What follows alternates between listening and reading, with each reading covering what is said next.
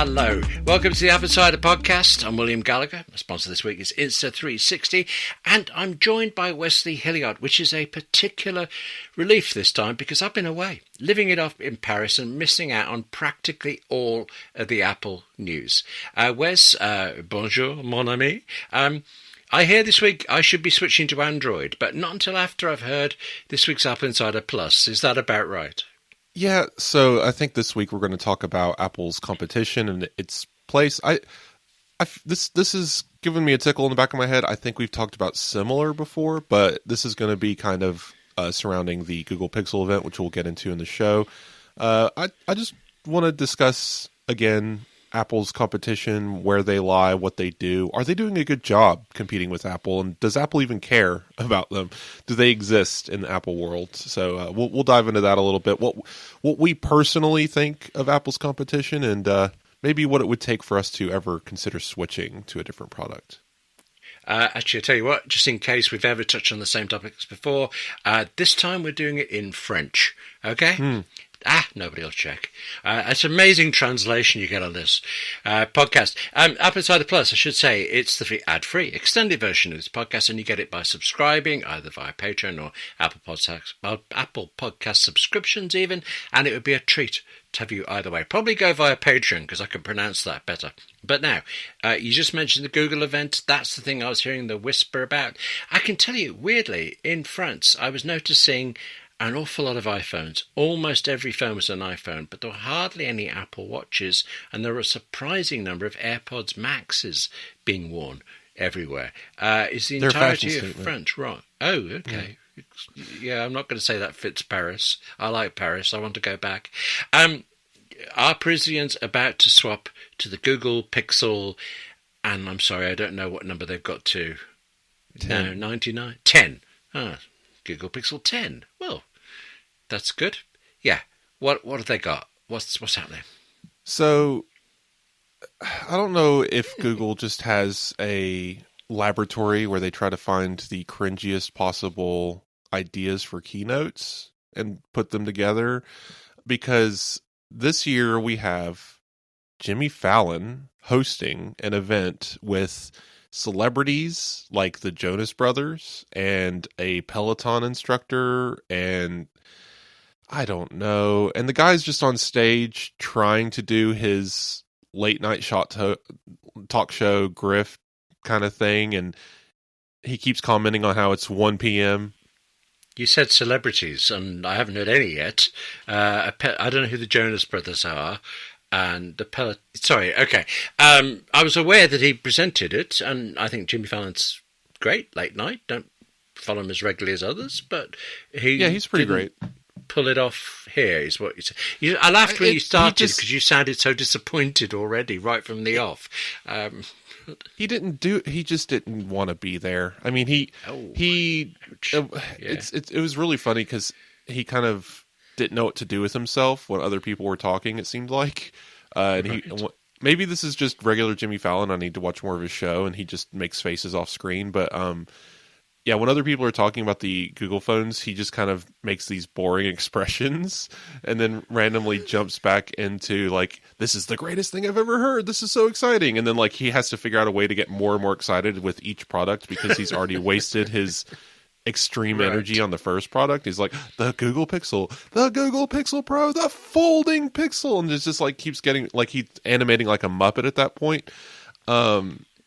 Anyway, keynote aside, because Google just cannot make a I don't know what it is. We don't need to dwell on the keynote. It was poor. People on Reddit were calling it unwatchable this year. Like I've never seen that comment before, so they really escalated the. I watched the 11-minute cut the Verge put together. We'll include it in show notes. Even that's too much, but you can give that a watch if you guys want to. So I did actually get to see a bit of. I'm sorry, I forgot her name. The Vice President of Marketing, doing this thing of the green and blue bubbles in messages, saying, I think the direct quote was that argument is silly and tired, and Google's moved beyond that conversation. And it felt like Google blaming us users for creating this nonsense debate that Google has spent years trying to do. So it doesn't sound like I should go back to watch the rest of the event then. Well, No.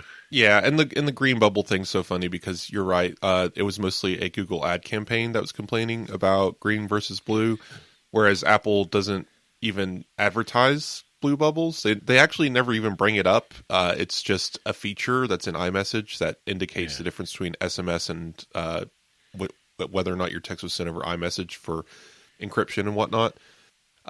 It is a good competitive distinguish thing because humans react to colors and we like colors, and that green is ugly and that blue is pretty. So of course we've attached something to it, but Apple doesn't really, at least overtly, treat it that way. I'm sure internally they're like, yeah, this was a total accident and I love that this happened, but externally they don't. Whereas Google, every other ad is, don't worry about the blue bubbles, green bubbles are cool, be on Android, RCS, so it's kind of desperate because we'll get into this in Apple Insider Plus, but a lot of Apple's competition spends a lot of time talking about Apple, whereas Apple spends no time talking about them. Gosh, I always forget what show it's from, but it's someone says, I think about you all the time. The other person's like, I don't even think about you at all. Anyway, like it just feels like that kind of relationship. It's very codependent. Google just begging to get any kind of attention. At one point in the keynote, a presenter says, so Pixel came out with MagSafe. They call it Pixel Lock, which is a terrible name. But it's the same technology as MagSafe. And the presenter's even like, yeah, and you guys out there with Apple MagSafe can use this, use your products on here too. And Jimmy Fallon gives a shocked face. He's like, can we even say the A word on here? It's just very silly. But anyway, again, presentation aside, we got to get to the devices because I don't want to talk about Google Pixel all day. I was leading you down that line, and they did announce it. They did do actual useful things, didn't they? Okay, so I've already been accused of being a fanboy, and I get it. Look, I understand that I'm predisposed to like Apple, but I will say Google products do look good. The Google Pixel line is eerily close to an iPhone design, at least on the front these days. They changed to the camera bar a couple of years ago to differentiate. Now Apple's going to have a much more squared off camera bar. It's going to be very different in its camera bar design. They're just moving to a camera bar. Google's is it looks like the search bar. It's a bubble.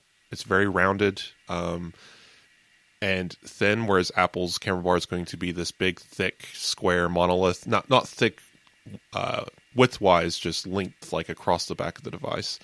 So it's going to take a lot of the back of the device up, but theoretically not too thick, thickness-wise. Anyway, we'll see what Apple's looks like, but yes, Google Pixel's back with their camera design, being in a bar, kind of a stacked camera in some circumstances. When they have multiple cameras, it's interesting. The bar gets thicker as you go, and then you have the folding device that's pretty thin, and they showed that off. Great. The hardware's always been fine. It's very iPhone-like. I've always tell people, if you want an Android phone but really like iPhone, go buy Pixel. The problem that always arrives is it's running Android, and no matter how much Google tries to fluff it up, and I know there's fans out there, I enjoy Android, but I enjoy it the same way I enjoy a Lego set. It's a toy that I can play with.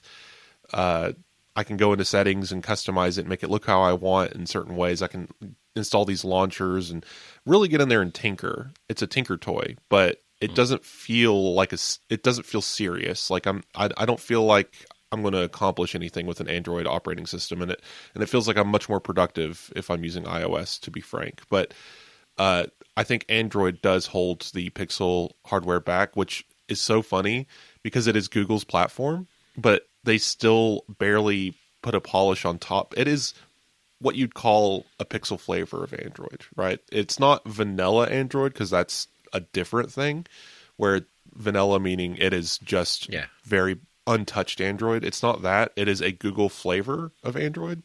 But I think that even that's still a bit of a disservice because we're still talking about the fragmentation of the line and how even in its foldable on Google's own operating system, it's still not fully optimized for foldables, right? Like there's so much weird nonsense still going on here. I think we heard, I don't know, this is a decade ago, so excuse me for old rumors, but we heard about something called Fuchsia, I believe.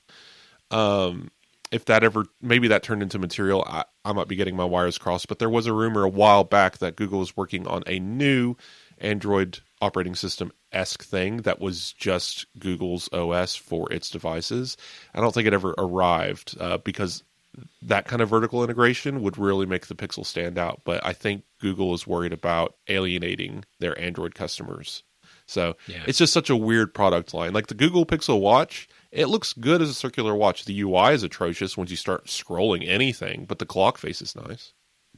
I've seen plenty of clock faces round one. I thought they looked really gorgeous, but I can never forget trying an early round Google Watch where it kept coming up with error messages and the OK or cancel buttons were just slightly off the edge of the circle, so you couldn't read what they were. It felt like it hadn't been thought through, but that's such a long time ago. I would have considered it unlikely it was still as bad as that. But from what you say...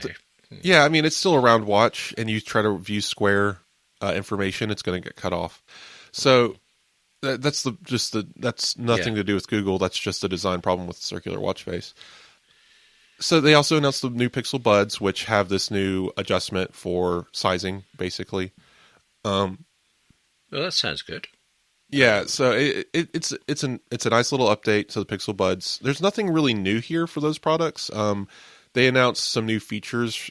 Satellite on watch is the big one. Apple's going to be doing that with the Ultra this year, it seems. So Pixel beat them to the punch by announcing it early, I guess. I don't think it's that important unless you just drop your phone down a canyon, but you still have your watch on you. I guess that would be handy. So cool. They also touted Raise to Speak, which is something that Apple Watch has had for, like, I don't know, since Apple Watch 2 or something. But you can raise your watch and start talking without using a wake word to talk to Gemini, so that's interesting. There's some Gemini functionality on Google Watch, which Apple doesn't. Apple has Siri on the watch, not any Apple Intelligence, at least at this moment. But of course, what you can do on the watch is very limited, even still. So I would say it's more comparable to Siri on the watch than a full-on AI assistant. But getting all that out of the way, let's talk about the actual phones, because that's where the focus is. There's really just not much going on in Google's other devices. Like they were very iterative updates year over year. They sound like if you're in the Google ecosystem. Yeah, I mean they're handy upgrades. Yeah, I mean if you have the Pixel Watch, whatever last year's was, you're probably not going to buy this year's. It's a very similar situation with the Apple Watch. Generally, unless you're a nerd, you're not upgrading every year, and the same can be said here. The Pixel Buds, everyone's got to have a headphone. They want to capture AirPod success. You can't touch those things. Pixel Buds, I'm sure are fine, especially if you're in the ecosystem, because AirPods aren't going to get the same functionality, and you're going to get some extra ecosystem updates with the Pixel Buds. So if you're a Pixel user, you'll probably own the Buds, but there's really nothing to say there as far as as far as them being particularly better or worse than AirPods. They're just, again, different ecosystem, different device. It's what you get for being a Google user. Whether they're better or worse is more of an opinion. I just don't think they have the same ecosystem advantage. This gets back to, again, Android. They can do things like instant pair because of a Bluetooth standard, but they're not necessarily getting the same functionality. Like, if you own a Google Pixel phone and some tablet, are you getting the handoff function that you get between an iPhone and an iPad? Or, again, too complex to get into. I really need to go and buy one of these things just to play with, just to have more hands-on experience. But I do tinker with these whenever I can get my hands on them, and it's just Android really feels frozen in time. It could basically be the same OS I used a decade ago, just with Material 3, which I personally think is atrocious, but some people hate liquid glass, so that's fair. Is there an argument then, actually, for both Google and for Apple, that annual events like this are a mistake, that they should maybe be fixed and biannual?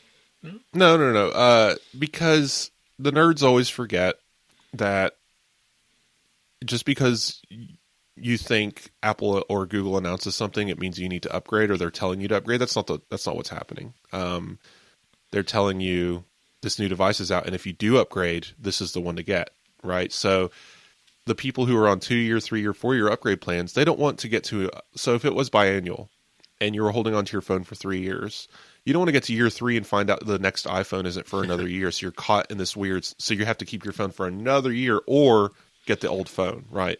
So annual makes sense, and it is iterating at enough of a pace that it's fine, right?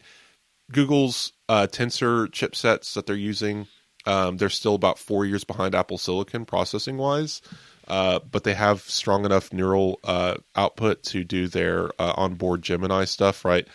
I don't know. Google didn't really clarify too much. Some of the stuff was on device, like translation. There's a feature with Magic Q's this new thing they're doing. We'll get into that in a second.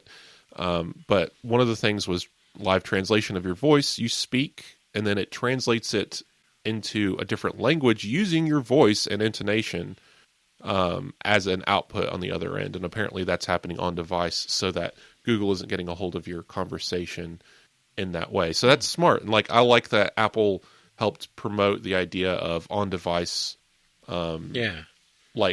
private AI. I feel like Google feels forced to need to do that, especially since people are so freaked out by data collection these days. So, which is a good thing.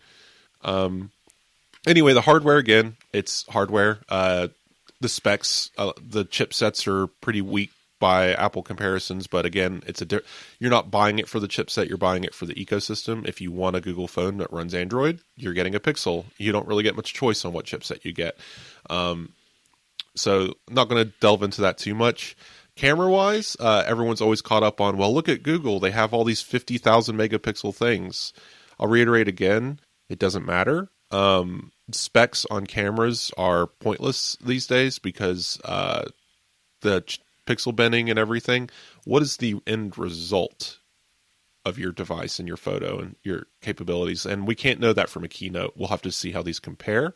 Google has a really good camera ecosystem, and I quite like some of the photos I see out of Pixels, but they run into the same issue that a lot of Android devices do, is they default to kind of a vivid setting where everything has this really bright saturation, really high contrast, really whites, right? Like you're looking at a TV display at a Walmart. It's just not going to look like that at home. The photos are fine, but technologically unimpressive in my opinion. And I really don't like that Android and Google and Samsung have leaned so heavily into fake processing rather than making things look more realistic, where it's just the direction Apple leans more heavily in. Although Apple has its computational photography, mean the purpose of it is different. Yeah, computational photography, I mean, there's both systems, Apple and Android, are using some sort of ML and now AI, I guess, to process photos. That's not the point. The end result, what they're targeting is Google wants it to look fantastical. They want it to look better than real life. They're aiming for colors and brightness and things that just can't exist unless you're altering it. So they're basically, to use layman's terms, photoshopping your output as the photo is being taken to make it better than real life. Whereas Apple, they let you have the grain. They let you have some of the situations where the light is refracting into the lens and it's coming out weird. One of the examples, so camera-wise, we'll have to test. All the megapixels, again, they just don't matter. 100 times zoom, 50 times zoom, meaningless. I think the picture that the example they gave was actually kind of poor. They showed this car they zoomed in on 50 times or whatever. I can do the same thing with my iPhone. It's just 25x instead of 50x. Great. If Apple jumps their camera from 5x to 10x, then you'll be able to do 50x with the next iPhone. That's that digital 50x zoom. Yeah, it's a crop. Yeah, like I don't even like calling it digital zoom. You're cropping the photo. So even on Google Pixel, it's saying it's doing some AI zoom nonsense. It's still a crop. It's just trying to compensate using AI to replace the stuff that's missing or being broken by all the noise. Right. Cool. Again, how much utility is there? My personal use case for these super zooms, and I've done it on my iPhone a lot, is if I'm sitting far away from a sign and I want to read it, I can zoom into the sign. Right. Yes, I've done Or if I'm waiting in line and I'm 20 people back and I'm waiting to order my food, I can zoom in on the menu, take a picture of it, and look at it on my phone. Right? Like, right. Stuff like that. It's handy, but you're not going to take a photo that you're going to hang on a wall with this stuff. No. Okay. Even with Google Pixel AI, whatever. Like, it's like neat, but it is not useful. In that, in the respect of art, it's not useful. But okay, last question about Google stuff, because I realise we're an AppleInsider podcast and it's interesting, but it's slightly off the beaten track. We do need to talk about Apple's competition. Oh, yeah, absolutely. But if you were a Google Pixel user who hadn't upgraded in a couple of years, like I sometimes skip iPhone updates, I may well skip it this year. Do you think there's enough value then for people a couple of generations back? Yes, this is a strong camera update, it seems. The design is not too different. So I would say it's very much iPhone. 2 years is a good cycle. MagSafe is a big deal. I'm glad that they're going to the QI2 or Qi2 charging. I think that their AI stuff here is interesting. This is the first year that they've announced specific AI features for their phone that actually sound like something people would use. Like the last couple of years, it's been more of some of the stuff never arrived, but it was always like this weird esoteric, like AI is going to be a part of your life kind of stuff. Like, and then they would announce these developer systems that allow you to look at a bookshelf or something and it tell you what books are on it. I don't know. Like, cool, but show me stuff I can actually use. I never felt like Google, because this gets back to the Apple Intelligence conversation and we can move on. Everyone's like, Apple's behind in AI, they need to really do it. Okay, but what are the other devices doing that Apple is not? And I can honestly say in this keynote, there was a couple here that Apple is not doing. Google is letting people get their Pro AI feature for a year for free, which allows you to turn photos into video, which I did not like because it's interesting because the output they showed in the keynote, I was expecting it to take the photo and just make the dog move around or whatever. It was laying on the ground. It was a cute dog. And then I figured it was going to make it like, I don't know, do a trick or something. No, it just took the dog, recreated it in 3D and made it sit in front of a podcast microphone and do a podcast. Like it was a completely different image. And the end result was just, and they gave it a voice or whatever. I don't understand the utility of that. And I feel like this is one of those gimmicky things where people will do it twice and never do it again. It looks great. It's way better than Image Playground. I was just thinking the end result. Okay. Yeah, the end result is awesome as far as technical achievement goes. But technical achievement-wise, so was Memoji. It was technologically great. What are you going to do with it? I mean, I guess people have fun making their images into videos, as you do.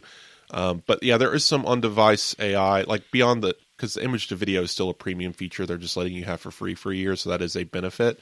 Some of the other stuff, though, there's Photo Coach, which I think Apple could do very easily. This is, again, not a very technologically advanced seeming system. They're just doing object detection to guess what your subject is, and then they're telling you to zoom with your feet or zoom with a lens and frame the subject better on screen, which is great for people who have no idea how to do that. That's a good feature, right? And it's a simple feature, but it's one of those simple good features that is cool, right? There's this Google's Gemini feature of generating like calendar invites. Like they've kind of got a little bit of the contextual Siri stuff that we have been talking about. Not quite as deep a reach, but it's basically an evolution of Google Assistant with Gemini overlay. So it's nice that they're actually out there doing it, whereas Apple said they were going to do it and they still haven't yet. So there is some stuff here, but it's still very limited. Like, out of everything we talked about, the only thing I can really point to and say, neat, it's the live translation of conversations, which Apple is now doing. They're just not doing it with your voice, right? They're not creating an AI-generated version of your voice in Spanish, which I don't know how I feel about. I haven't processed that information yet, but I personally don't like that it's my voice being recreated. I would rather just use a robot or something as a translator. You know, 2 days ago, a waiter in France actually thanked me for trying to speak French. I mean, he said to me in English, and he said, yeah, don't bother.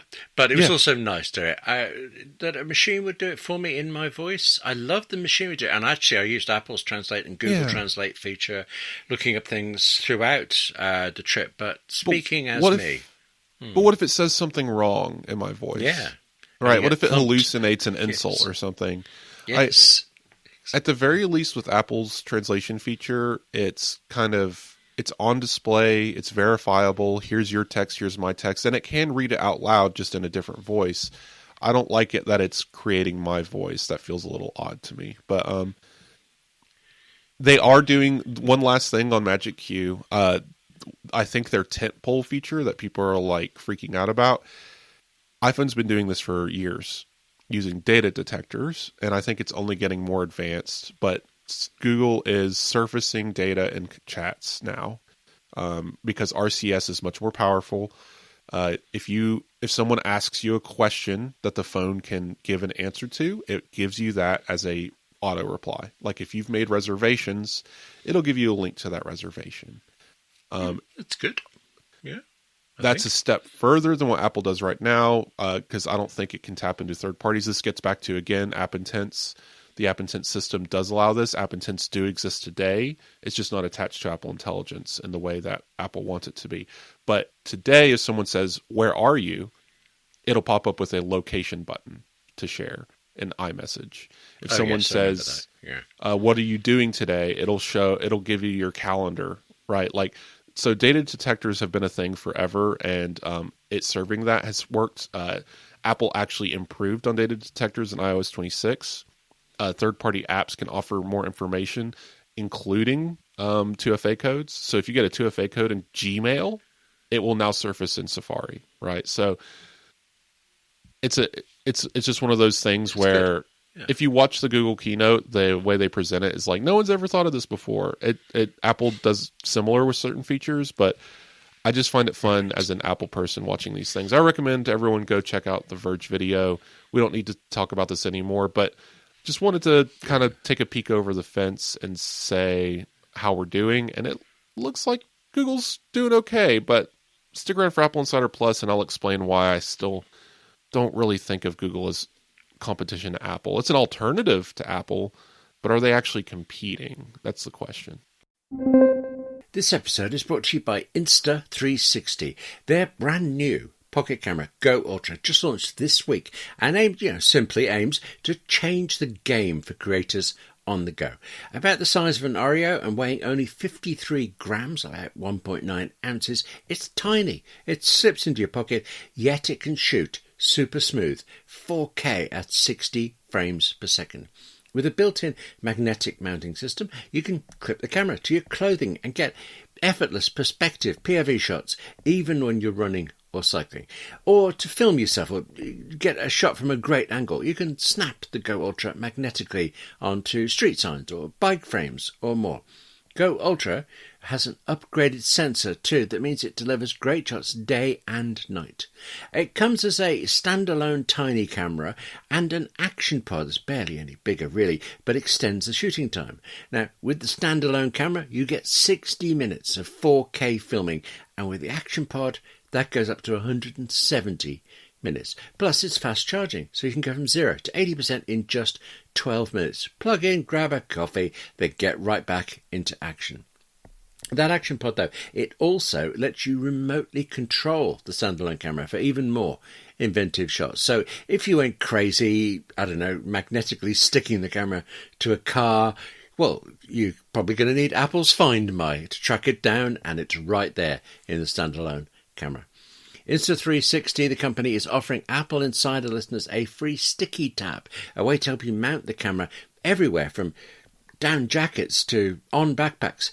To get one with your Insta360 Go Ultra purchase, go to store.insta360.com and use the promo code AppleInsider. Though note it's available only for the first 30 purchases.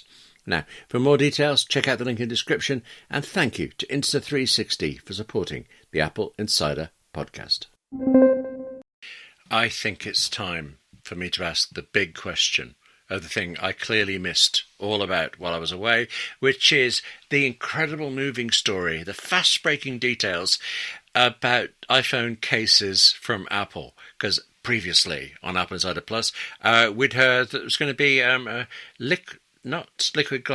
silicon liquid case from Apple, but that seems to have gone away, and now there's something else called TechWoven, which I've got to say, not surprisingly, it reminds me of FineWoven, which was hardly a great success before.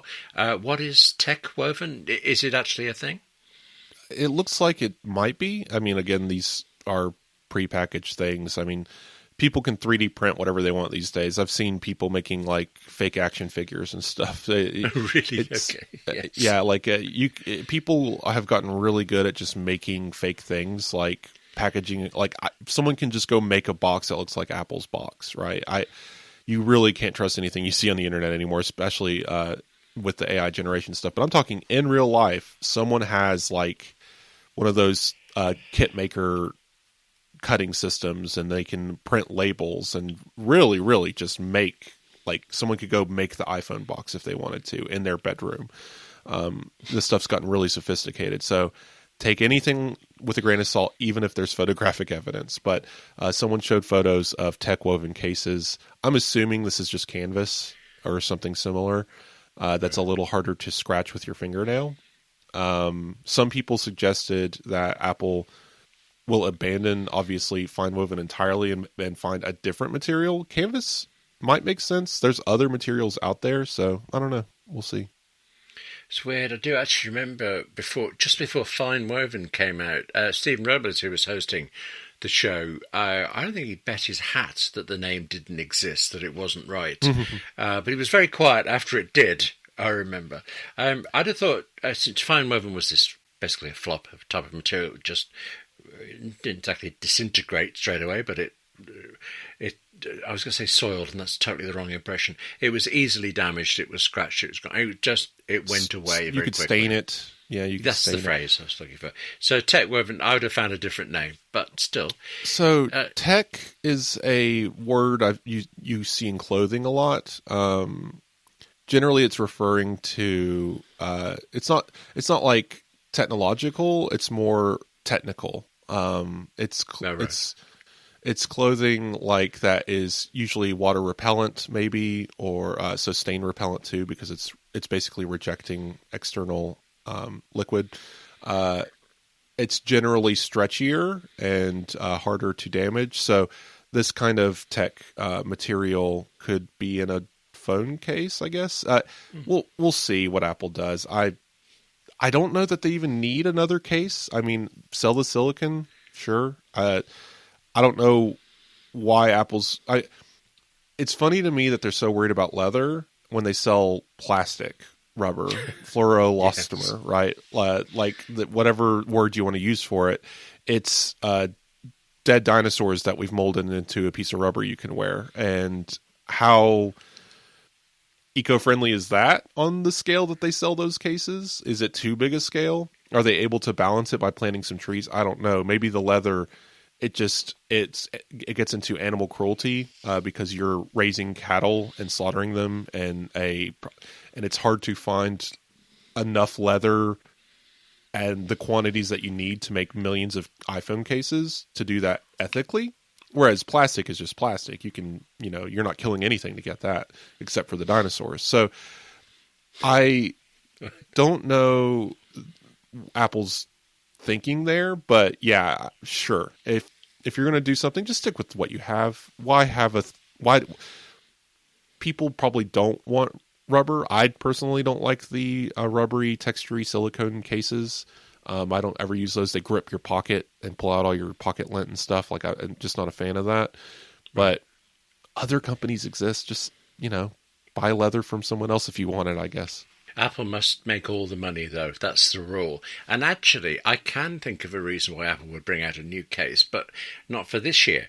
Something I really like about AppleInsider.com is that we have a rumor score. It goes way down into words that you can't say on a family show, and right up to very likely, and in between there's this whole range of things. And I imagine the TechWoven stuff has come out somewhere in the middle because it's possible. But there was one that was heading towards the lower end of likely that might be relevant here, because there's a suggestion, a hint, possibly a lie, let's just call it what it might be, that the camera control button might disappear next year and never be mentioned again. And if that were to happen, then presumably Apple will have to come out with cases that don't have a little nice bit where the button is. Am I being too cynical about this rumor? Do you think Apple will abandon camera control? I don't think so. I think that rumor is just incorrect, because the source, I believe, is this OVO character. I think it's just it's Instant Digital. It's all these people over on Weibo. They're reading the tea leaves, which of supply chain, which is almost always how you're wrong. If you want to be wrong, go to the supply chain. Like, the supply chain can show you things that are coming, right? Like, you can get a hold of a camera bump or whatever, but if you can't prove a negative using the supply chain, it has been proven time and time again that is a fallacy, because Tim Cook said it best. If you're looking at data from the supply chain, you're looking at, a piece of the puzzle, right? It's like you're describing an elephant, but you're only touching the trunk, right? So blindfolded. Yes. I'm dancing around the metaphor. You're blindfolded and asked to describe an elephant, but the only thing you're touching is the trunk, right? So it's a snake or whatever. You will never know that it's an elephant because you're only getting a piece. Mm-hmm. The problem with this rumor is they're basing it solely, and I'm glad they shared this, but they're basing it solely on the idea that Apple told some supply chain that this person had access to that they were no longer ordering camera control buttons, or at least the touch-sensitive Surface.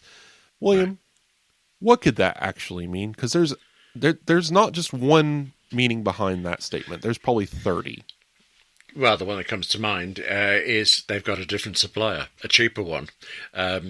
What are the other 29? Could be a cheaper alternative supplier. Their supply chain inventory, the button's only so big. They don't have to make them as they go. They don't expire. It's not like milk, right? Like, you can make 1 million of these, put them in a locker somewhere, and then pull them out as you need them. So they could have maxed out their supply chain inventory. They could be looking for cheaper parts. They could be changing the design of camera control to have a different style of button or cover. They could be moving away from capacitive and bringing out a physical touch. So they need to change the style of button entirely, and it requires a different part. Who knows? But I do not instantly go to, they're getting rid of it. The reason why I say that is, in the tech sphere, as usual, people focus on the tech sphere. They focus on themselves. They don't really look outward. They look inward. And the conversation is camera control is a flop. People say, I don't even use it. I tried it when it came out. It's okay. It kind of gets in the way. But that's our bubble saying those things. What does the world say? And Apple probably has some of this data. The leaker claims that Apple sees that no one uses it, which I do not believe is true. You can actually tone it down quite a bit. If you turn off some of the features and make it just a camera shutter that launches the camera, it's an excellent feature. And if you can deal with the fiddliness of some of the other stuff, keeping it on is nice. I use camera control all the time. It is how I launch the camera. It is my shutter button in a lot of situations. Sometimes I still use the screen shutter. Sometimes I still use the volume button. But the variety helps, especially depending on the orientation you're holding your phone. I do not see this going away. There's no reason. Interesting. I actually use it a lot, mostly to launch the camera, and I don't think I even realised I could press it again to take the shot. I'm so used to accidentally switching on, opening the camera, yes, great, and then finding it's adjusting the tone or something for it because I've left the hand on too long. So I've not explored it beyond that. But as of right now, I will take the photographs with that button. So, thank you very much. I learned something here. It's nice because you have the lenses view and the zoom view, and I feel like those two are still not quite right. I want to, if I'm going to swipe on the camera control, swipe between 0.5, 1, 1.2, 1.5, and 2. You can't do that in either setting. In one setting, it's just an infinite scroll from 0.5 to each decimal point to 10x. In the lens view, it's 0.5, 1, 2, 5. The other smaller increments are not included. So give me all 7 lenses, Apple. You advertise 7 lenses in a camera, then make the lens view have 7 lenses, or at least let me toggle which ones I want on in that view. A little more granularity would help. But overall, I like the button. It works. I remember when it first came out, I was trying to use Zoom basically onto myself. I was at the bottom end of a garden and shooting a video for it, and most of it was fine, but I'm very keen. We were talking about types of zoom earlier. I'm pro optical zoom, anti-digital zoom, and there was no way to control it so that it stopped at the end of optical. It went straight into the further digital. So it was kind of worthless for that. And I don't think I put out whatever it was I recorded, but it was fun to see in test form. So camera stuff, Apple had an interesting, I think, was it a video about action mode helping people with Parkinson's? Like that's an awesome feature. Yes. I always forget about action mode, but I'm also not running with my camera that often or filming anything because if the object is moving, action mode isn't going to help. It's you moving. That's what action mode is for, is just helping compensate for your motion. There's a lot of interesting stuff in camera. I will point out digital zoom is kind of silly.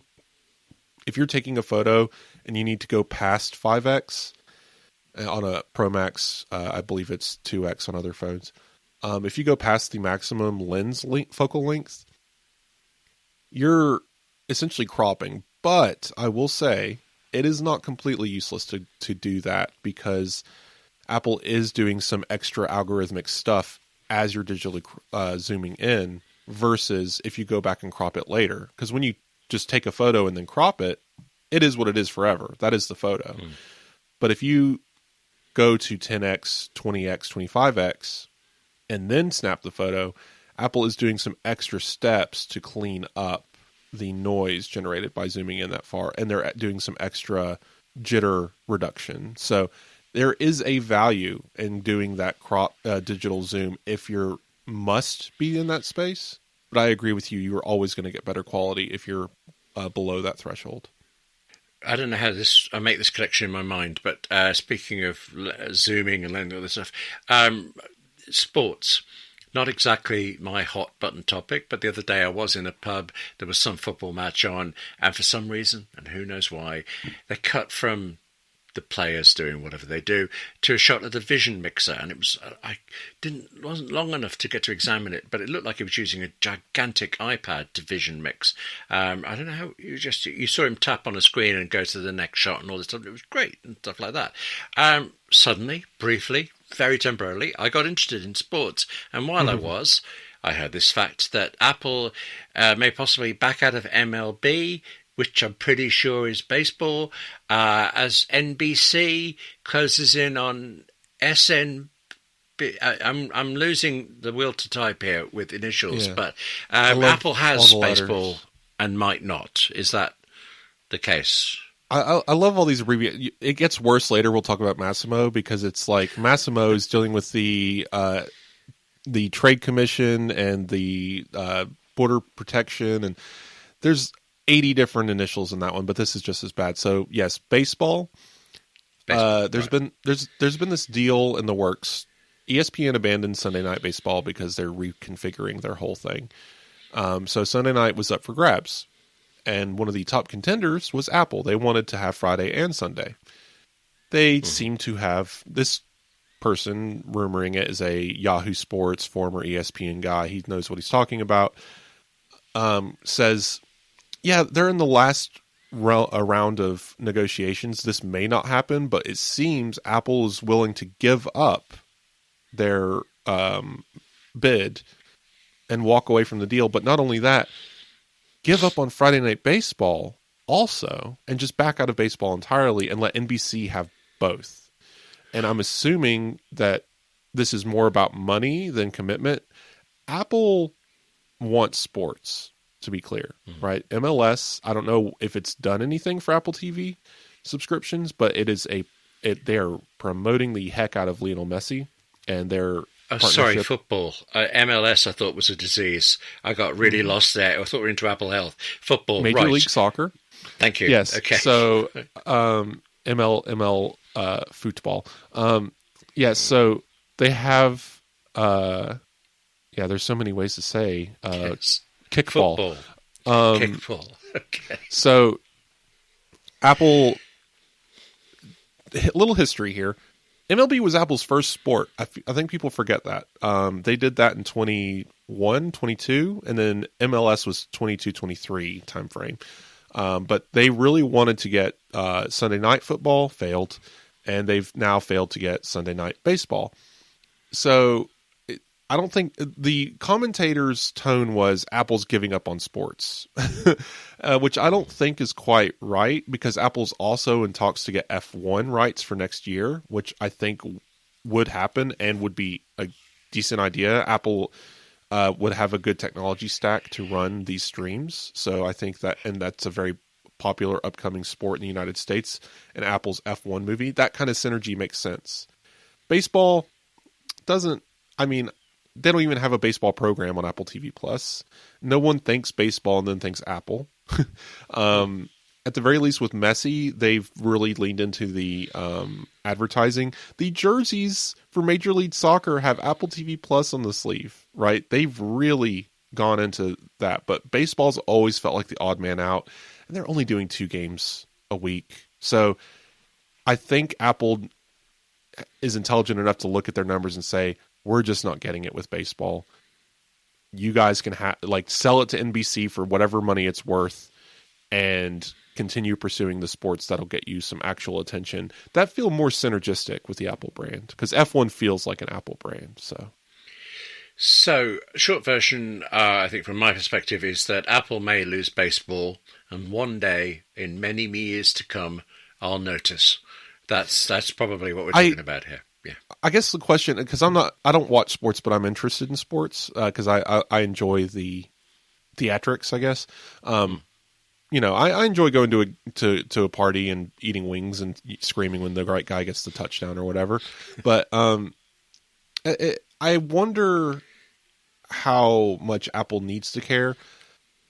Are they going to get NASCAR right in the United States, or this Apple Sports app is interesting to me. I think that is the best thing Apple can do is Apple TVify sports by making it easier to access. But do they need to have their own rights? It's the same thing with iTunes. They sold movies forever. Did they need to make their own? And I'm glad that they do. They make really good stuff. But does Apple need to buy a baseball team or something? I wonder how far they want to take this, or if this is all just Eddie Q being bored in his retirement years. We'll see where it goes. But speaking of Apple TV, we got a price raise to announce. Yes. Yeah. $9.99 to $12.99. Yeah, that's quite a chunk, isn't it? I should say this is as we record this is breaking news. And one thing, Apple actually sent me some information about this after we'd released the main story, and it told me nothing new that we hadn't already covered. And they haven't responded to the question of will the Apple One bundle price change I don't because think of so. all of this. But at the moment, there's no sign of it, and that's actually how I pay for Apple TV Plus. So I'm surprised, I'm disappointed. Plus, I did go through all of the streamers. I actually think this is a nonsense. Even though I was doing it and I was interested to see where Apple came out in the pricing, comparing streamer prices is just worthless, because if the show you love is on Netflix, then the fact that Paramount is a bit cheaper is meaningless to you. It's like talking about Google Pixel having a smartphone that's $100 more expensive than iPhone. If you want that device, you're going to buy it. You're not going to say, well, never mind, I'm getting an iPhone, right? It's just... Yeah. It's the product offering is going to make the price worth it. The price doesn't matter if the thing you want is there. Yes. It's like the thing of buying a cheaper thing is more of a waste of money than buying an expensive thing if it's not the right thing for you. I mean, you can't rule out pricing. Of course, money's tight these days. Yeah. Apple is the cheapest streamer. It is actually possible, if you pay annually, to get Paramount Plus for slightly less now, but it still comes out. And then there's other stuff. There's like Shudder. I'd forgotten about Shudder, yes. BritBox. The other one. Oh, good. Actually, I used to subscribe to BritBox till ITVX in Britain kind of semi-subsumed the British version of it. So, yes, I'd forgotten about those. But Apple, I believe, is the only streamer that offers only an ad-free version. I like that. I think it's interesting that we're still dealing with. It's not 100%, right? They own Fraggle Rock and some Peanuts, but it's almost 100% exclusive original content, right? Yes. There's a few examples. Long Way Home. There's a couple of things there that were originally made somewhere else and are now Apple exclusive, but they were not Apple original. But the content bus for Apple TV they still haven't pursued, and I don't think they will at this juncture, any other content. Like, they're not going to go and buy, if for whatever reason HBO got tired of having Game of Thrones, Apple's not going to buy up the rights to Game of Thrones or something. South Park's stuff came up for bid a couple years ago, and people were like, ooh, Apple could buy South Park. It's like, no. We'll get to South Park in a second, actually. But I have to mention it. I watch South Park. I love it, and what they did this week was very funny. But I do think overall, Apple's sticking to this is smart. I think that $12.99 is getting up there. That's Apple seeing a value in its brand. Enough people are subscribing now that maybe they're like, maybe we won't get that many new people, but if we can convince everyone that's already here to stay and pay the higher price, it'll make up for it in bulk. Apple One is the way to go if you want any Apple services. I still highly recommend even if you're a single individual, get the base plan with Apple Music and Apple TV, and you're getting your money's worth right away. Spotify continues to get more and more gross over time, so I'm just telling people, like, just get Apple Music. But anyway, I'm interested in seeing, does this price change come with a strategy change? Is this Apple saying F1 did so good that we're going to do more blockbuster movies, so you guys are going to pay more money for this? Are we going to see more content, more TV shows? There's so much on Apple TV now that I'll never see all of it. I just, even though I want, like, frankly, I want to watch a lot of content on Apple TV Plus, I will never have time for. And it's crazy to say that, considering a few years ago people were like, you can watch it all in an afternoon, right? Yes. So the money is there. It makes sense. It's always unfortunate to see price changes, but Apple is still the most conservative in price changing in the last few years versus its competitors. I think it was 2023 when it last changed, yeah. But listen, you brought it up, and I've got to check. South Park, as a rule, I don't enjoy it. I find the animation very crude. It just doesn't hold me, and I'm not terribly amused. What they've done this week sounds funny, but I haven't seen it. You're a South Park fan. Can you explain what it's been doing? Well, there's no need for Controversy Corner for this because it is satire, so please understand we're talking about a show that it's entire. If you don't know what South Park is, it started in like 1997 or so as a satirical comedy that focused on these like third graders that eventually became fourth graders, and now they're just forever in I think fourth grade. But anyway, God, is that right? That's awful. Anyway, so they're just this raunchy, silly jokes, but they learned early on that the episodes did better when they did like commentary on what's happening in the real world. So they would start having quote unquote celebrity guests. They're never actual celebrities. It's always Matt and Trey doing their own voice of that celebrity. So, it took off, right? So South Park became this political commentary from the beginning. Like they would make fun of the active president or whatever war is going on. needless to say, they obviously had a lot of like terrorist and Taliban and 9/11 jokes during a certain era. George Bush was a big punching bag for a while. Of course, like then you have like modern things of like Tom Cruise and Kanye West and stuff. So like South Park has been this political and pop culture commentary engine for 20 plus years, going on 30 years now. My gosh. So just to preface this, so the last few episodes, they're in their most recent season. They took a little break because COVID derailed everything. They focused on making some movies that got a confusing offer from both Paramount and I believe HBO. There was like a weird thing going on where they were working for two different companies at the same time somehow. It was crazy. They're back with an actual show and an actual season again. So fans are pretty happy about that.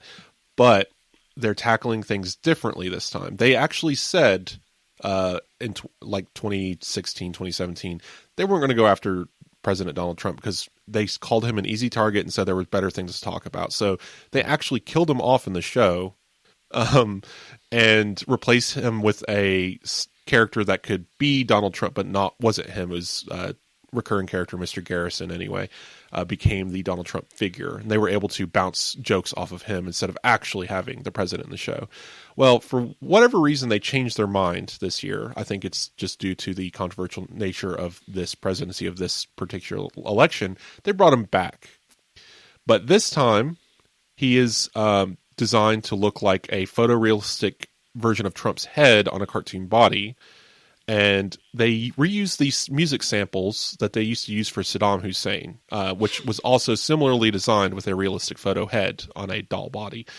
And so that has been the running joke this season is the actual real face of Donald Trump is in the show and they're making jokes and they're giving him that silly, cartoony, clownish voice. So long story to bring it around to what's relevant. Enter Tim Cook visiting the White House this past week and giving Donald Trump a token. So the joke this week is that there is a line going out the door in the Oval Office and people lining up to give their gift to Donald Trump. Florida gives him a silver-coated space shuttle. Qatar gives him a golden-plated airplane model. And then Tim Cook, which is a cartoon version of Tim Cook, walks up. They even do a little impression of his Alabama accent. It's like, here's this thing from Apple, and then and it's just then the next person in the line, and then it cuts away to him going to his bedroom, which he is currently dating Satan, which is the joke in the show, and he goes in there and says, "Look at this silly thing some curse word CEO gave me," and it was the Apple one, so they were carrying on that joke, and it was actually a funny representation of the Apple gift anyway. So, gotta love South Park. I love that they're on this. I want to point out the greatest thing about the show, the showcraft, that you can appreciate, William, is that they can make a show, an episode, edited up to the moment it airs within about 12 hours, I think. Yeah. They are wondering about that. That's that yeah, close. so that's why they're able to comment on things so quickly. In fact, it came back to bite them. They were ready in 2016 with a Hillary Clinton wins episode. Right.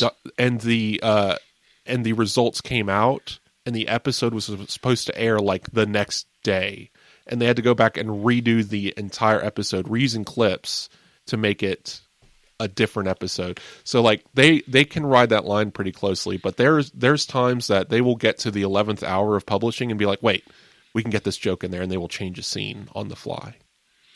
I can actually top that. There was a 1980s, 1990s satirical comedy in the UK, a puppet show called Spitting Image. At that time on ITV, as it was broadcast, you had one ad break in the middle. There were times when the second half was not finished when the ad break started for it. That's how close they could get up to it then. But I don't think they really enjoyed being that close for it. No. You're almost convinced me to watch South Park, but maybe not quite. You're going to have another go. They're just really brilliant commentators. I would say, for anyone listening who's never watched South Park, the first 20 years, because they're so topical, you're never gonna, unless you were there. Like I was alive for that, so right. I was there.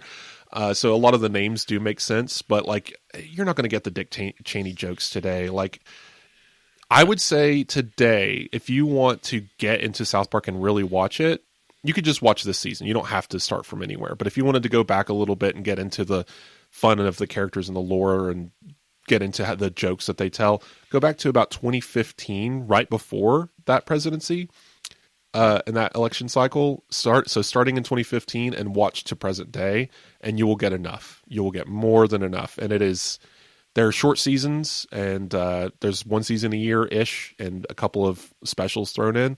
So much fun. I actually did that with my fiance last year. We started from 2015 and worked forward, and I can say it is now one of her favorites to go and check out as they come out. So, do they still kill Kenny in every episode? So that is actually some lore from the show. They changed it. Kenny no longer dies in every episode because they established how Kenny comes back every time. It became a part of the TV show canon.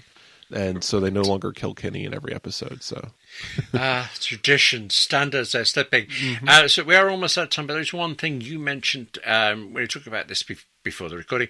Something I wanted to know about. The Beats Pill. Yet another Beats Pill with somebody. I'm sorry, I've forgotten the name, but probably an artist, a singer, a fashion designer, politician, maybe one day. Who is Beats Pilling with? That's not the verb I was looking for, but okay. What have we got? Wait, so I'm wondering, does this come with the Beats Pill? It would make it much more worth it if it did. So there's this $500 collectible that's this bear that will hold your Beats Pill in its mouth. If you're not familiar, there's Pill People, I think is what they were called. Oh, I remember those. Yes, yes. And yeah. I don't think I think you could buy them for the old pill. But it's $500 for this. You do get a Beats Pill, which is worth $150. Okay, I was worried about that because if it was $500 just for the it's not worth it either way. William, I'm reviewing a 3D printer. I've never had a 3D printer before, and I'm looking for things to 3D print. And like this character thing is like one of the things that I would like 3D print because it's not worth $500. It's not worth. I would pay $30 for this, or maybe stick it in a printer and pop it out the other end. So if anyone knows where to print some Pill People, send me this. Send me the file.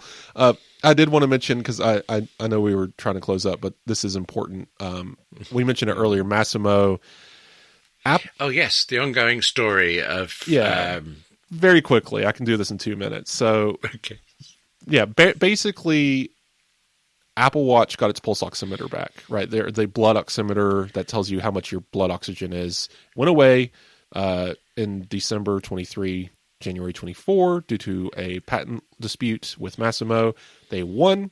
Apple had the Apple Watch banned for like an entire month. Then they figured out, working with the Customs and Border Protection, CBP. It's actually easier to say Customs and Border Protection, I think. Yes, it is. Okay. So they worked with them and found a way to bypass the ban by basically turning off the sensor inside the watch, but not removing it physically. And they were able to continue selling the watch in the United States without the sensor turned on. So if you bought a watch after that, including the Series 10 that came out last year, you did not have the blood oxygen sensor turned on, and your Vitals app will show a blank bar. It's just one of the it's just gone. And we've been waiting since to find out if they'll ever come back. Well, suddenly in August 14th, 13th, Apple said, and it's back. We're turning it on with an update. And like a day later, the update comes out, and now everyone has it back, including in the betas. And nobody knows why. Apple said we're moving the processing to the iPhone, and that as a result of something, and like one sentence mentions the Masimo complaint. And here we are, a few days later, Masimo's like, we had no idea this was happening. No one told us. We learned about it from the press release, which is incredible. Mm-hmm. And they're basically saying, okay, Apple did try this. They took it to various courts in January and March to say, we've come up with a way to do this using the iPhone. And they were pretty much denied at both events. But then in August, on August 1st, there was a secret meeting held between Apple and the Customs and Borders Protection Office. And Apple's like, hey, we got this idea. It's the same idea. that they were denied before. We're going to move processing to the iPhone.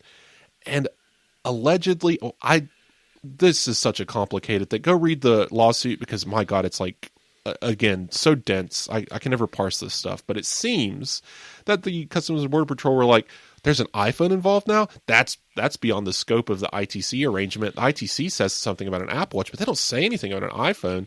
They're like, we don't agree that Apple has done anything to solve the patent issue, but we can't actually enforce this because now it involves an iPhone. So by default, Apple can turn this feature back on, not because we say it's okay, not because the ITC has removed the ban, but because we can't enforce a ban that is outside of the scope of the ITC's coverage.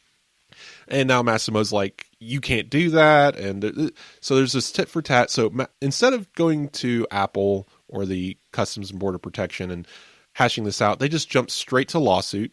And they're suing the United States federal government. I didn't know that.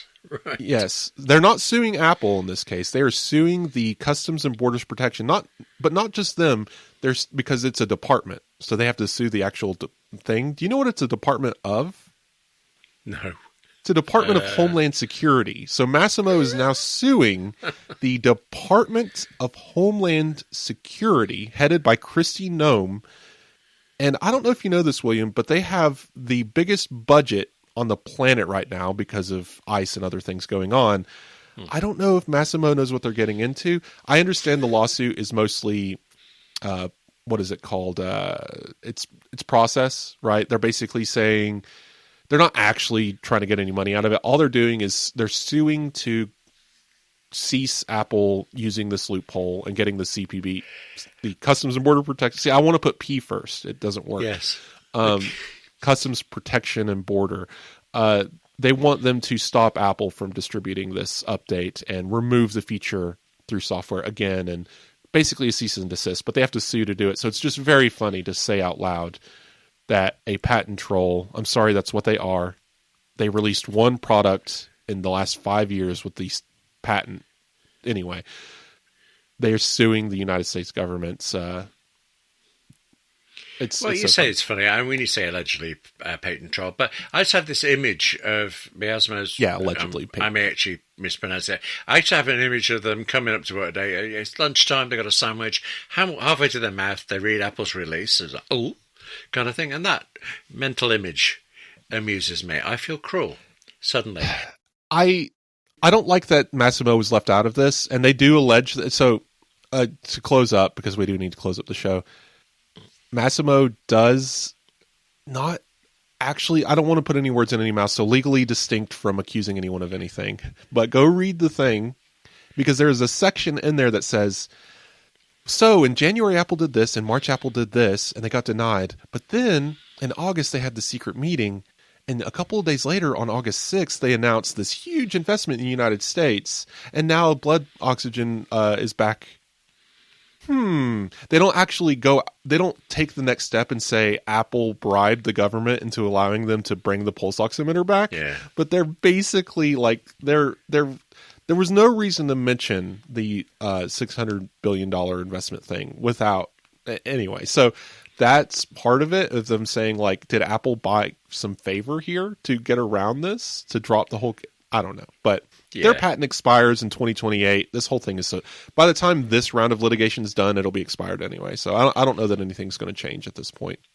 Well, we started with French, we'll end with Latin. That's a bit of post hoc, procter ergo hoc on their part, after which, because of which.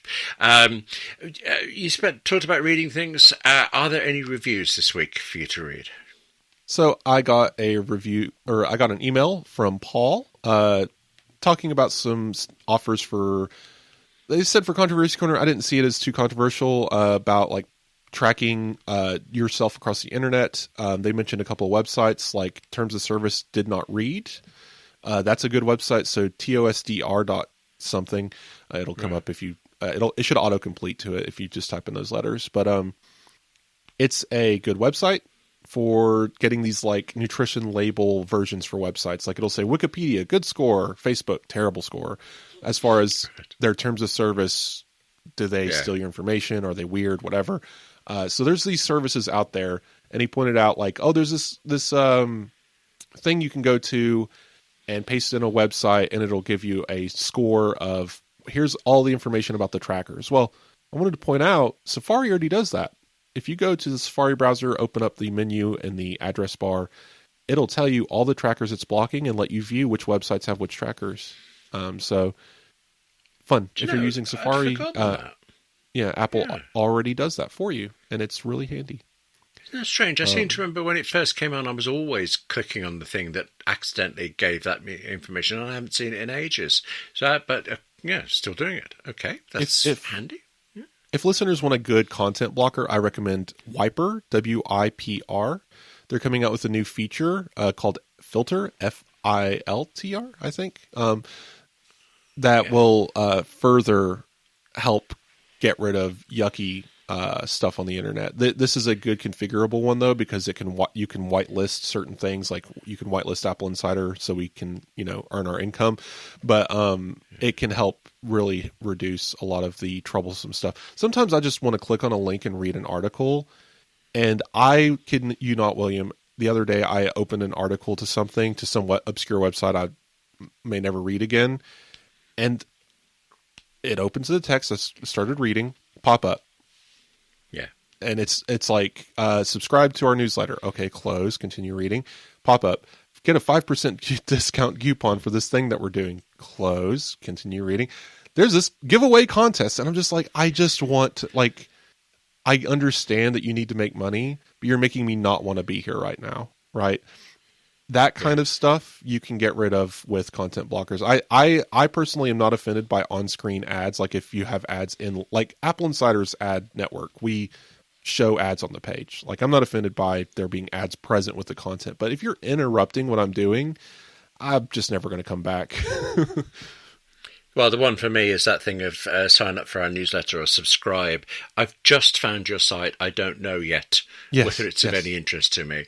Put a button somewhere, advertise that you have a newsletter, but don't interrupt me. Anyway, so we have 2 podcast reviews. If you guys listen and enjoy the show and you're an Apple Podcast, sorry, I can't check all the podcasts. If you go to Overcast or whatever, and I think all you can do there is stars anyway, but I can only see the podcast reviews in Apple Podcasts. So leave a review there, and as long as it shows up, because sometimes they don't for some reason, I will add it to the show and we'll read it, good or bad. We love the feedback. We love talking about it. So I have a review from Lancelot62799. Great Apple info. If you're an Apple user or Apple fan, this is your information to the Apple world. You can find almost anything you want. So thanks for that kind review. Right, and but there's something interesting about that number. It's significant. I know it is. I'll get it. But just wait there for a few hours while I think about this. I'm sorry, I interrupted you. You were saying you have another one. Yes, so we have Crosby SW. This is 5 stars. They might have left a review before. That name sounds familiar. But they said Apple Intelligence impact on Vision Pro. So I think they had a question kind of comment thing. So this is a 14-year-old listener. They appreciate our opinions on Apple Intelligence. What do you think about its major impacts or smaller ones on Apple Vision Pro and the future models? So I wanted to address this question directly because it's a good question. I honestly think Apple Intelligence will play a huge role in Apple Vision Pro and spatial computing. It feels like an obvious way to interact with the world when you're wearing a computer and your interaction standpoint is your hands and your voice. Apple Intelligence is an obvious next step. We're seeing so much of it already in Vision OS with computer vision, right? Accessibility, being able to tell you it's a door while you're wearing Apple Vision Pro. I know that's something that not everyone needs, but that technology can translate into other things.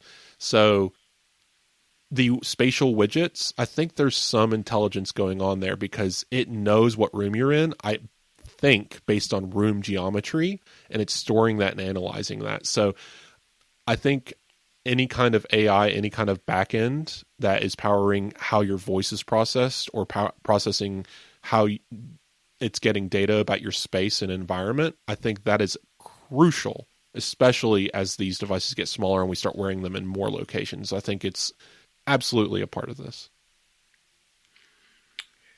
I'm just thinking about other uses of things. Sorry, I hesitated there. I was thinking that thing of being able to ID a door that's on the iPhone as well as accessibility, and I think it's an incredible thing. I mean, yes, I certainly don't use it now. Hopefully I never will, but it's amazing what technology can do. I can give a specific example. So imagine in a few years, Apple Vision Pro is more like ski goggles that are much more lightweight. You can just wear them. There's enough battery life to wear them for a few hours at a time, if not all day, kind of like an Apple Watch. Imagine you turn on an immersive experience video game where you get to see the video game overlaid on the real world, but instead of it taking over and installing random furniture and items, right, it actually utilizes the objects in your space to create the game level. So the couch turns into a rock, right? So that way you still see there's an object in your path, and if you run into it, it's bad. But your Vision Pro is going to also need to know what a door is. So even though it's still a door, it can be your fantasy door. You're in a cabin, you're going to open your front door. Well, you open the front door in real life, you're opening the door in the virtual experience. So that way it can implement the augmented reality mapping onto the real world. And the only way to do that is with a lot of intelligence on what the real world looks like and is and what objects are. So there's a lot of ways for this to work. We're still early days in spatial computing and Apple Intelligence both. And then we're already doing some pretty interesting stuff with it. I can't wait to see what this looks like in 5 years, because I think it's going to become increasingly interesting. You mentioned a moment ago having received an email. Is that a way to reach you, and what is your email address? Email works, Wes@AppleInsider.com. I try to check my spam folder too, but if it comes through and I see it, I'll include it in the show as long as it makes sense too. But you guys can also reach me on Blue Sky. I'm at HillyTech. You guys can find me there. I'm working on making my blog better. Last week I added the Buy Me a Coffee button, and I think it's really cool because it's not too intrusive. It's just down there in the corner. I don't think it's going to be a big income bringer, but if I can break even across the entire year, I will be able to expand this little blog experiment and make it something a little nicer. It's getting expensive, William. I didn't know how pricey it can get to just have a website open. Well, we'll have a link to your website and to your Buy Me a Coffee in the show links. I should say email is not also to promote it here or anything. Just sorry, well, I know that can come across as self-promotion. It is just what I am doing right now. No one listening needs to give me any money. Please do not do that. You don't have to. No, you need to give it to me, actually, and yes, there you go. Buy Me a Coffee, my thing. I'm, as well as William at AppleInsider.com, I'm also on YouTube as 58 Keys, and that is relevant this time because the current episode that's gone out is about health for writers, particularly writers who use Apple gear, and it includes video of food noms, which Wes recommended sometime in the last few months and persuaded me to have a look at. So 58 Keys on YouTube, William at AppleInsider.com. If you're an app... Sorry? Before you close, because you're not getting out of this, right. You brought it up last week and you've been promoting it. How's it going over there with your Writers Guild voting? Is anything to report? I'm currently Deputy Chair of the Writers Guild of Great Britain, but election is coming up. The votes are happening now. 3 of us are contesting the role, and I'm hearing a lot of nice things from people saying that they have voted, or some really lovely comments from existing members about it, and you have to be a member to vote, but I won't have a single clue how it goes until after the results close. Well, the results close on the 5th, but because of British union laws, it has to be a postal ballot, and I haven't the faintest idea how long it'll take to count them. When can I go? I demand a recount. Possibly not until the last day, which is vote end on the 5th. If you're a Writers Guild member of Great Britain, you should by now have had a postal ballot, although it's taken a while to get to everybody. Your vote has to be back by 1 p.m. on the 5th UK time. Details in your pack. But then the formal announcement to the world will be on the 12th of September. So it might not be until then that I find out whether I've got a job. Okay. Oh, come on. I think you're going to do fine. And, even if for some reason you get booted, you'll still do wonderful work over there, I'm sure. So well, thank you. In all seriousness, the other people contesting for it, they are excellent. So I don't think there's a way to lose as a guild member, but there's a way, obviously, for me not to. But that's that. Speaking of other things, there is the other thing to come, which is, it's our kind of one more thing, really. It's the Apple Insider Plus segment, which today is about, well, we kind of danced around it a bit already. Apple and its competition. The competition definitely sees itself as the competition, but maybe Apple doesn't, and we'll examine that in Apple Insider Plus. If you're not already a subscriber, remember the easy to pronounce Patreon and the slightly harder for me Apple podcast subscriptions are available. And if you're not tempted by that this week, join us anytime. It would be a treat to have you. You also get an ad-free version, which is, you wouldn't hear me say this bit. Thank you very much to Insta360 for sponsoring this week.